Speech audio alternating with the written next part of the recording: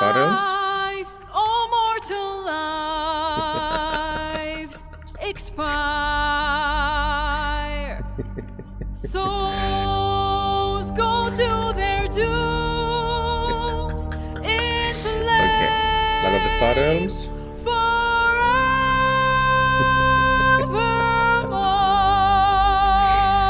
Okay, so that killed her. Yeah, as you can see, the damage rider source mechanics are... This is amazing.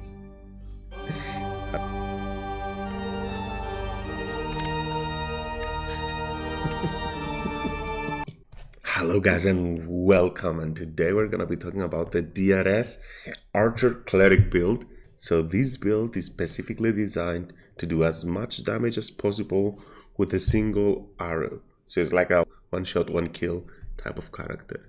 This build relies on doing a lot of damage with a bow, while you're also a high level cleric, so you can do high level magic.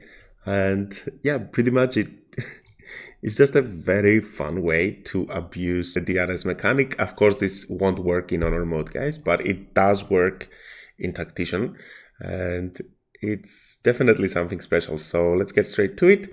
Just to let you know again, if you want access to this spreadsheet, you can find it in my Discord channel, which is linked in the description. Under links spreadsheets, it's in the patch 5 in the DRS one-tap cleric sheet. And we also have the other builds that we've been talking about in the videos, in our other videos here. I hope you enjoy this video, and if you do, drop a like, drop a subscribe, tell me what you think in the comments, and yeah, let's get straight to the build. Okay, so time to go through the build. So we're gonna take 1 level of rogue, 3 levels of ranger, and 8 levels of cleric, so let's do that. And then it would be wisdom, since we're gonna be a cleric. So I like starting out as a rogue because you get the extra proficiencies. I would put as many points as possible in dexterity. That's your rogue level. Then for the ranger levels, if you want to equip heavy armor, and going for either the poison or the cold resistance. Then long strider and hunter's mark are must-have spells, and archery, of course, to increase our damage. And definitely pick stealth expertise. And the most important one is level 3. You get hunter and you get Colossus Slayer. Then we continue with cleric levels. The cantrips don't really matter, but I do heavily recommend the Tempest domain, and we'll cover why when we go through the gameplay. I do recommend going for Ranger Knight. At level 2 cleric, you get Destructive Wrath, which is gonna be amazing when we use it in the future with Falara Louv. At level 4 cleric, I would always pick the alert feat so that we can go earlier in combat. At level 6 cleric, you get this Thunderbolt Strike, which we're gonna be using to have a lot of fun. Level 7, nothing special, but at level 8, you get to choose an additional feat. For me, Sharpshooter is probably where I want to focus to increase my my damage, but it's really up to you here. You can also increase your dexterity or wisdom, and maybe wisdom is probably the better choice because it does help with the Diadem of Arcane synergy a lot.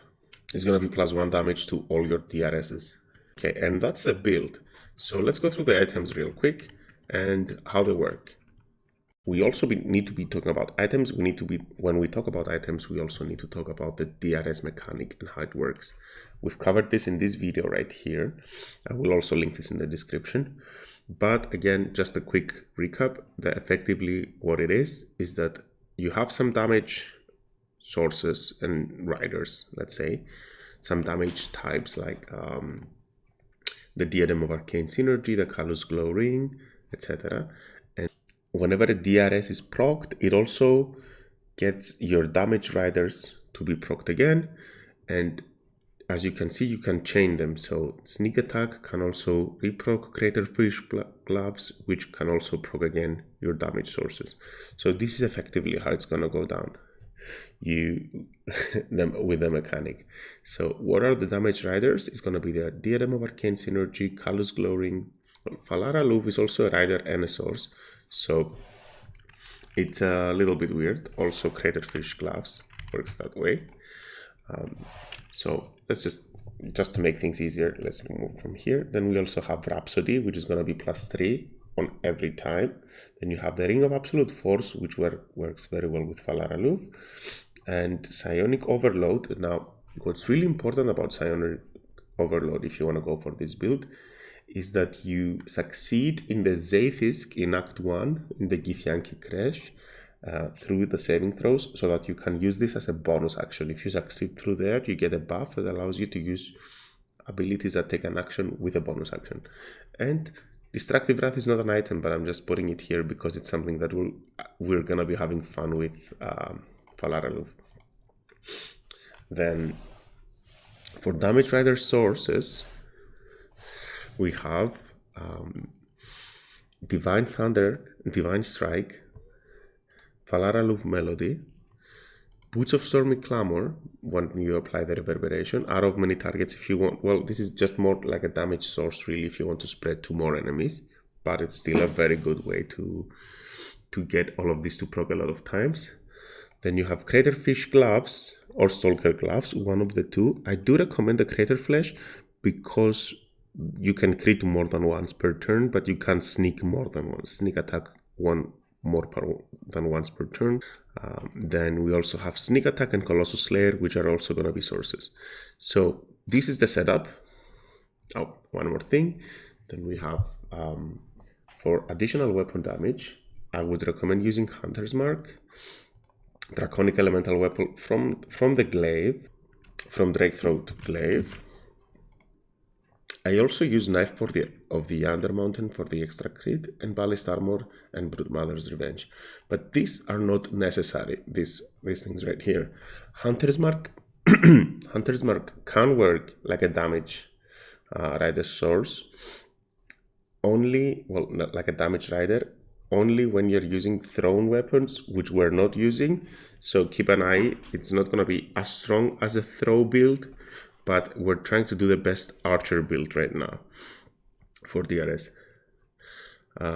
So yeah, let's check it out. What I would be doing is casting Longstrider at the start of the day and probably something like Freedom of Movement on my character. And what you also need to do is you need to stack your Rhapsody. So let me do that and let's go into gameplay and combat.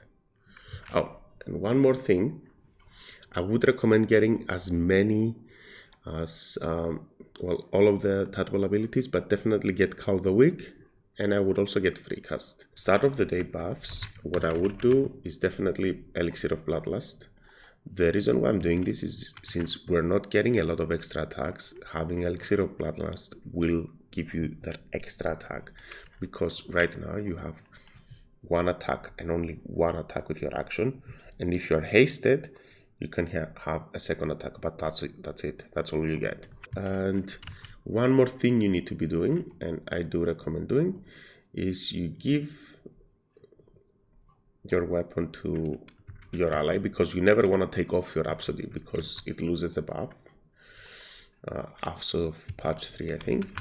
And then you give, let's say, your secondary character your bow, which I use Contremile, but it's really up to you, like there's a lot of options here. You equip the glaive and then you use the glaive to give the bow whatever buff you want. I like going for Thunder, and the reason why I like Thunder is because I'm a Tempest Cleric, so Thunder actually goes a long way for me. Okay, so combat preparation round. Let's go with that. So you can always coat your weapon to do a little bit of extra damage, so let's go with that. Additionally, I like casting Celestial Haste. All we need is for Astarion to activate his Shriek ability. Psionic Overload should be the first thing you do in your combat round. And then we go for Divine, our shot. Divine Thunder. Destructive Wrath, Lag of the Far Realms.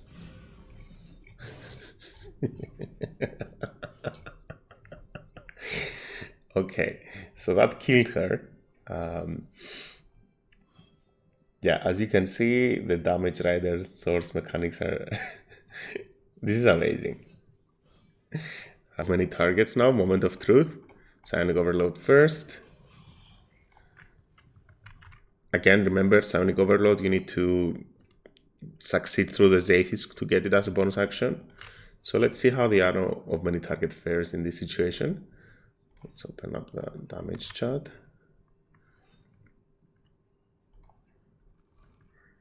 Lag of the Far Realms.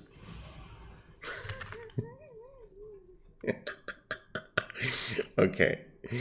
And of course, if she leaves... wait.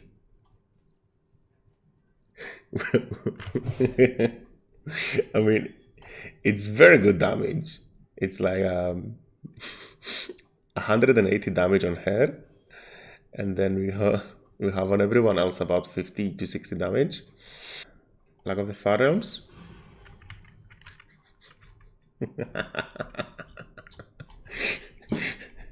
I mean, this is genuinely fun.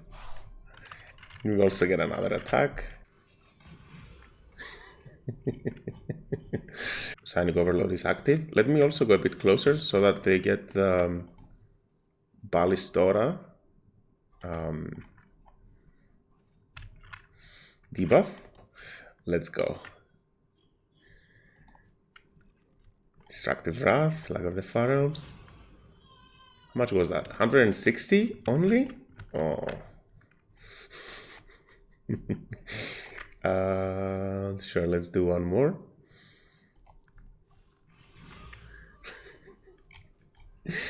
What happened there? How did it do more damage?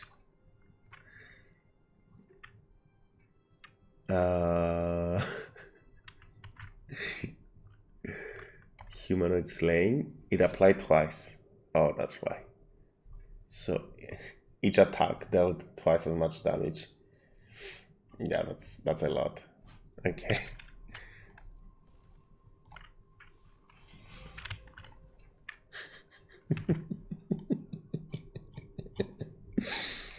$40, $42, and that's just yeah. So what I really like about this build is that you do a lot of damage, and you can also be a cleric if you want to, and it's just a very weird. You never hear about cleric archer builds, and this is something that I feel like has been missing from the game.